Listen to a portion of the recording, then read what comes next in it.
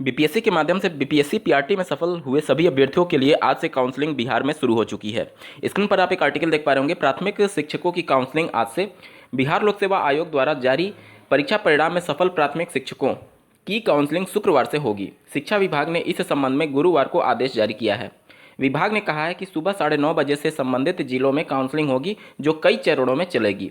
विभाग ने प्रेस विज्ञप्ति जारी कर सफल अभ्यर्थियों से अनुरोध किया है कि विभागीय वेबसाइट पर अब अपना क्रमांक देख लें, उनकी काउंसलिंग किस चरण में है।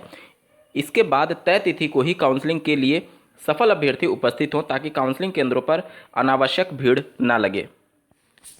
अब अभ्यर्थियों को बहुत सारे कमेंट के माध्यम से डाउट आ रहे हैं कि कहाँ पर हमें काउंसलिंग के लिए जाना है। देखिए, मैंने पिछले वीडियो में भी बताया था कि जो जिला आपको अलॉट किया गया है उसी जिले के सेंटर पर आपको जाना है। अब वहाँ पर जिला का सेंटर कैसे पता चलेगा, तो यहाँ पर आप देख सकते हैं पटना में अगर आपका है तो यहाँ पर देख सकते हैं शहीद राजेंद्र सिंह उच्च माध्यमिक विद्यालय गर्दनी बाग पटना। नालंदा का देख सकते हैं। इसी प्रकार सभी का डीआरसीसी जो होता है वहाँ पर आपका सेंटर बनाया गया, डीआरसीसी। ठीक है, आप उस जिले में पहुँचेंगे और डीआरसीसी जो यहाँ पर लिखा गया है उसी सेंटर पर आपको जाना होगा। ठीक है, अधिकतर जो जिले में है वो डीआरसीसी पर ही है।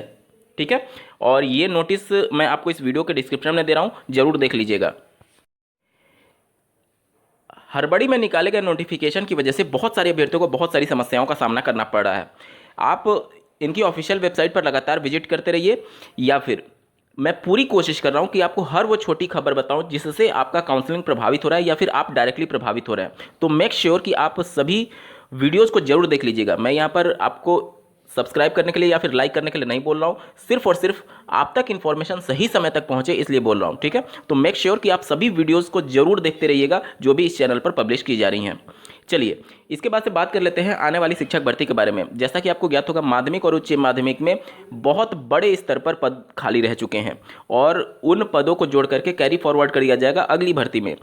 अब जैसा कि पहले ये माहौल बन रहा था कि सेकेंड लिस्ट निकाली जाए, या फिर जो काउंसलिंग में पार्टिसिपेट नहीं कर रहा है, या फिर एक ही अभ्यर्थी का तीनों में रिजल्ट दिया गया है। जैसे बीपीएससी के चेयरमैन ने जो मीडिया में खबरें दी थी उनके अनुसार पहले नोटिफिकेशन में ये था कि एक अभ्यर्थी अगर तीनों में आवेदन किया हुआ है, जैसे कि उच्च माध्यमिक, माध्यमिक और प्राइमरी में, तो उसका एक ही रिजल्ट जारी किया जाएगा। जिस भी प्रेफरेंस के अकॉर्डिंग उसने दिया होगा, एक में उसका चयन हो जाएगा और उसके बाद से दो में उसका रिजल्ट जारी नहीं किया जाएगा। लेकिन रिजल्ट में तीनों को में शामिल करते हुए जारी किया गया। इसके पीछे उन्होंने तर्क ये दिया कि मान लीजिए कोई डॉक्यूमेंट उसका नहीं होता है और एक से वो वंचित हो जाता है, तो एटलीस्ट दूसरे में वो ज्वाइन कर पाएगा। लेकिन इससे देखिए कि दो स्तर के जो शिक्षक हैं, मान लीजिए उसका उच्च माध्यमिक में हो गया पीजीटी में, तो फिर वो माध्यमिक में क्यों जाएगा? जब उसको हायर सैलरी मिल रही है उच्च माध्यमिक में, तो माध्यमिक में क्यों जाएगा? और प्राइमरी में जाने का तो सवाल ही नहीं है।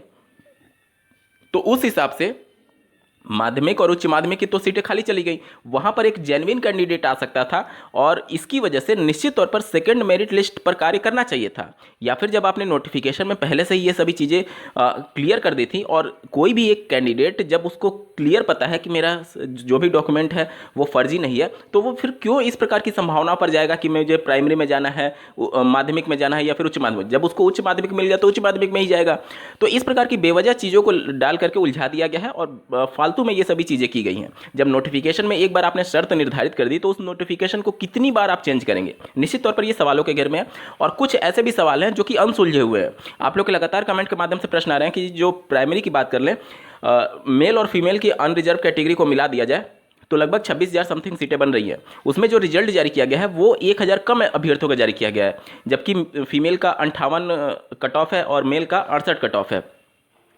तो उन सीटों के सापेक्ष क्वालिफाइंग मार्क्स से ऊपर हजारों की संख्या में कैंडिडेट है, तो फिर वो सीट खाली क्यों है? समझ से परे है। इसके अलावा एससी की भी बात कर ले तो एससी में भी आप देखेंगे जब रिजल्ट घोषित किया गया तो कल के दिन भर बीपीएससी कार्यालय पर अभ्यर्थी उपस्थित थे। एससी कैटेगरी में भी ऐसा ही देखने को मिला है कि वहाँ पर कुछ सीटें खाली हैं और क्वालिफाइंग मार्क्स से ऊपर कैंडिडेट अवेलेबल है, तो उनको क्यों नहीं मौका दिया गया? वो सीट खाली क्यों है? वो समझ से परे है।